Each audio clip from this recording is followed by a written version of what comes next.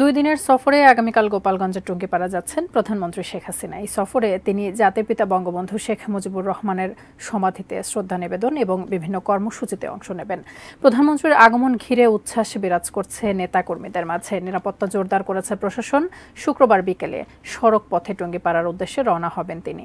2 দিনের সফরে জাতির পিতার সমাধিতে শ্রদ্ধা নিবেদন এবং ফাতেহা পাঠ করবেন প্রধানমন্ত্রী। এছাড়া টুঙ্গিপাড়া জিটি স্কুলে স্থাপিত বঙ্গবন্ধু কর্নার উদ্বোধন এবং সেখানে প্রাথমিক শিক্ষার্থীদের মাঝে উপকরণ বিতরণ এবং টুঙ্গিপাড়া পৌর মার্কেট পরিদর্শন করবেন তিনি। টুঙ্গিপাড়ায় শুক্রবার রাত্রি যাপন এবং শনিবার ঢাকার উদ্দেশ্যে যাত্রা করবেন প্রধানমন্ত্রী শেখ হাসিনা।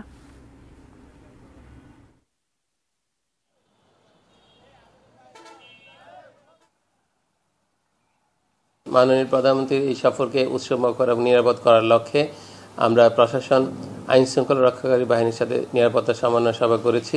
আমাদের সকল প্রস্তুতি সম্পূর্ণ করেছি। আমরা তাকে বরণ করার জন্য গেট এবং আমরা ফেস্টুন বিভিন্নভাবে তাকে স্বাগত জানানোর জন্য আমরা সার্বিকভাবে আমাদের সহযোগী সংগঠন আমরা তারা প্রস্তুতি নিয়েছি।